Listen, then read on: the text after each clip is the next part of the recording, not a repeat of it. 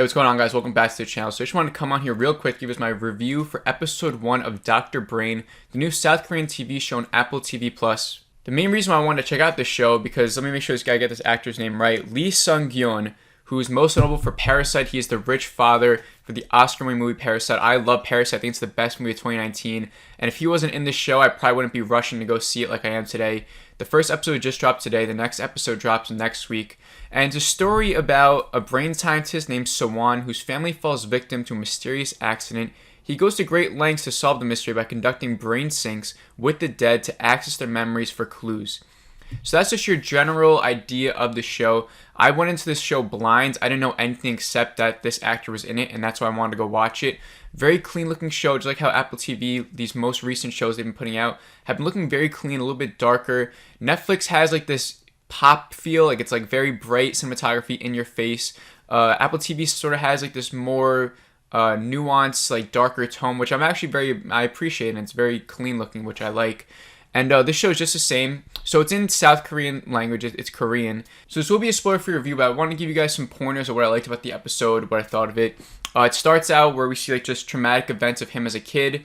I'm just going to say that right out. This isn't spoiling it.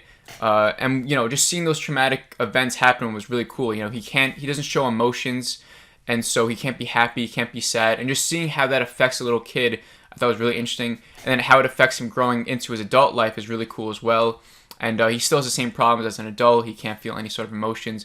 He's a brain scientist, so he's like trying to figure out all these brains. So when this traumatic event, this like freak accident happens to his family, he has to he does like full on Victor Frankenstein, and he has this idea that he can take memories from the dead.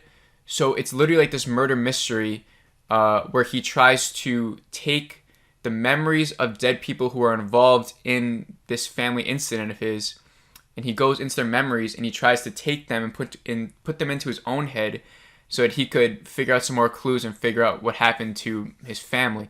I don't want to spoil it because I literally watching this show blind was such a great experience. At first I'm like, oh, this is going to be like maybe like a character study of this kid with no emotions, and we see him grow into an adult, and he's a brain scientist, and we'll just see how that all plays out. But when you slowly figure out, it's like, oh, now he has this idea of like transferring memories. That's so cool.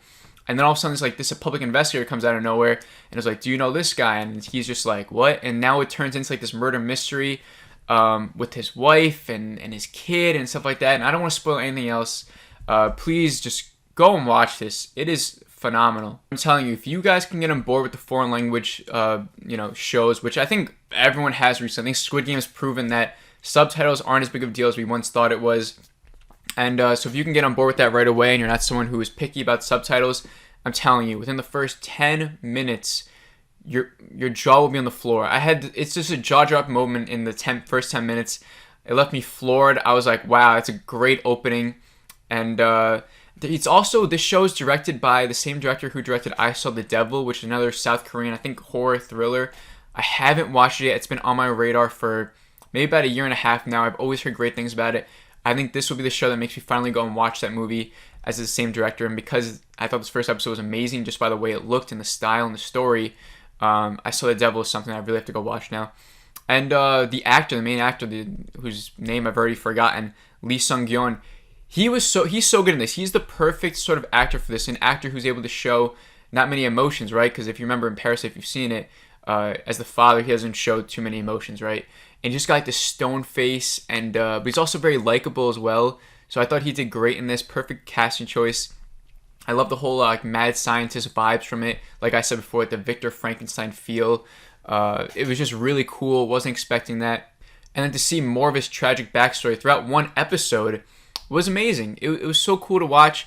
Different plot twists, and it was just amazing how much was unpacked and revealed in just one episode. I've seen recently these other shows like Invasion. I don't mean to always knock Invasion. I know some people have been enjoying it. But people talk about character development. It's like, oh, you have to wait for good character development.